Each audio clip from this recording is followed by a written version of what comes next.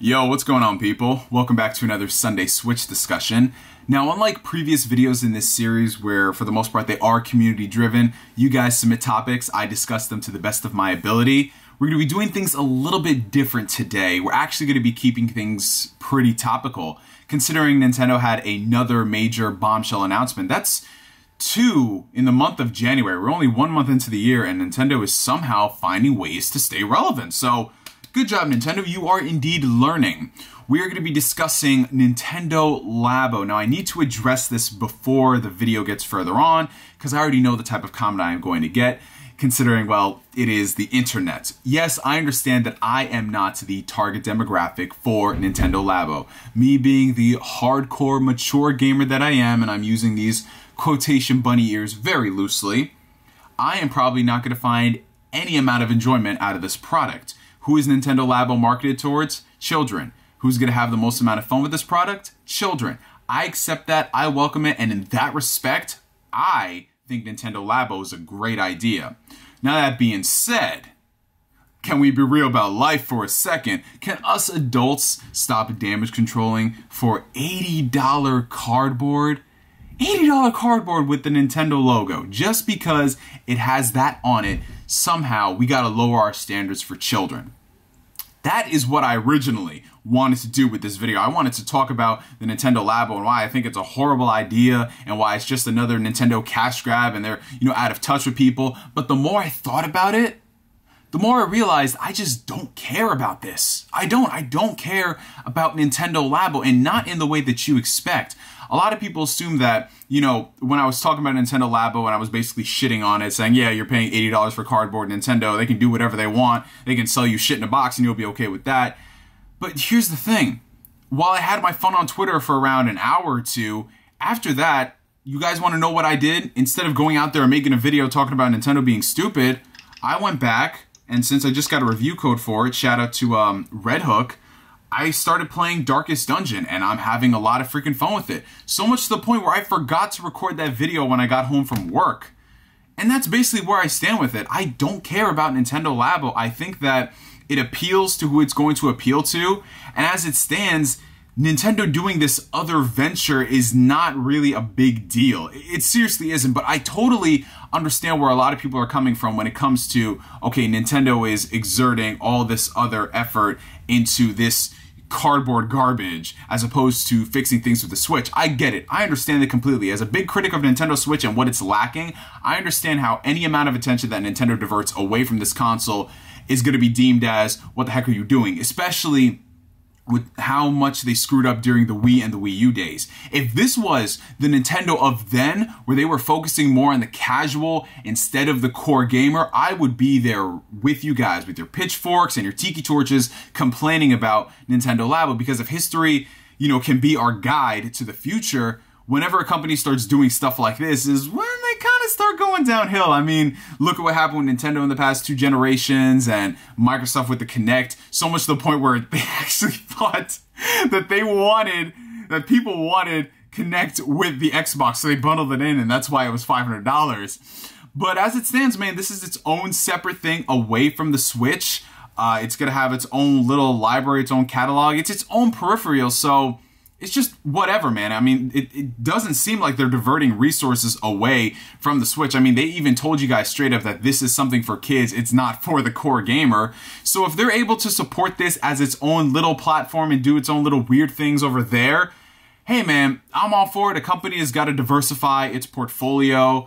Every company does this. They release these weird things for particular target audiences, whether they are kids or not.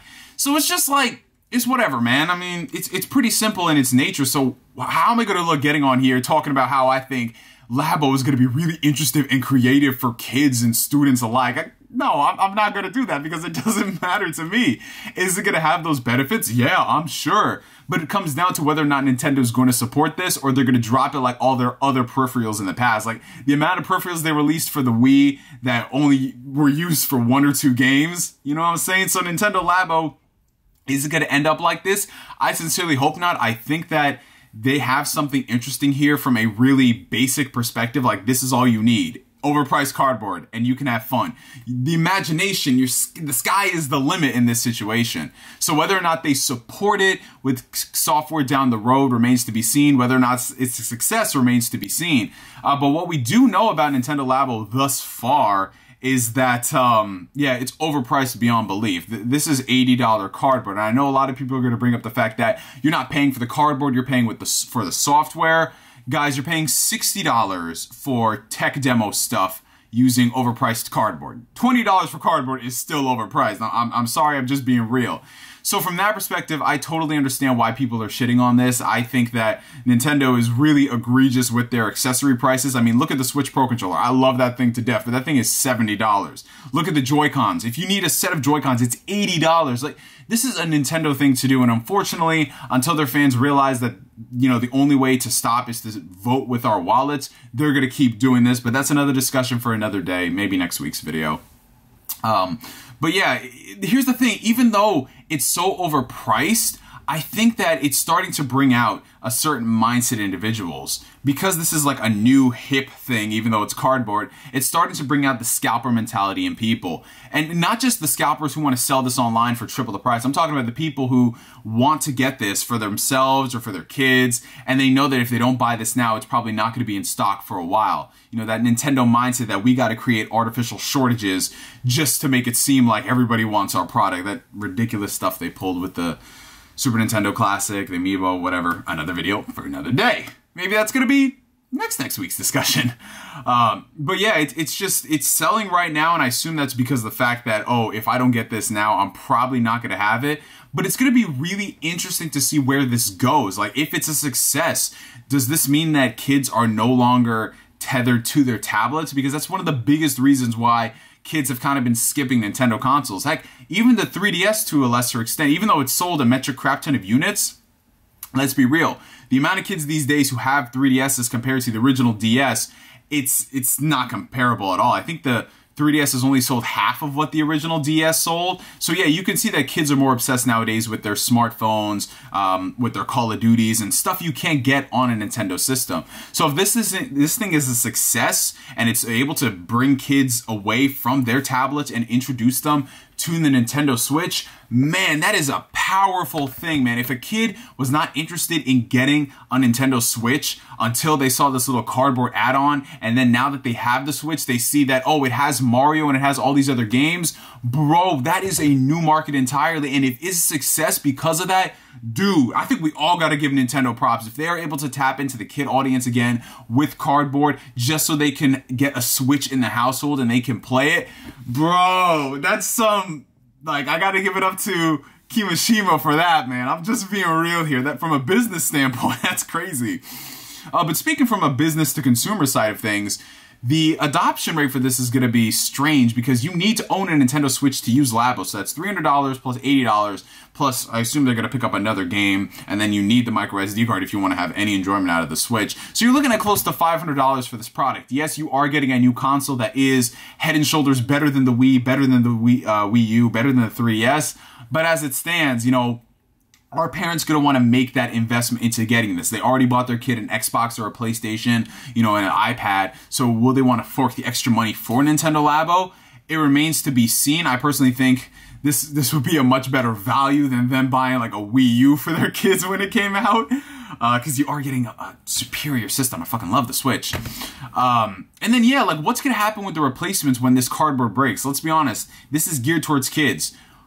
It's geared towards kids, so that means it has to be durable. Cardboard is not durable. The reason why Legos are able to survive so many years is because Legos are durable. This doesn't seem durable. Are parents going to have to pay for the replacements? Is Nintendo going to offer a program where you can actually get, like, you know, you pay $9 a month and you'll be able to get unlimited cardboard cutout replacements? It's funny to think about, but in actuality, I think they might do that.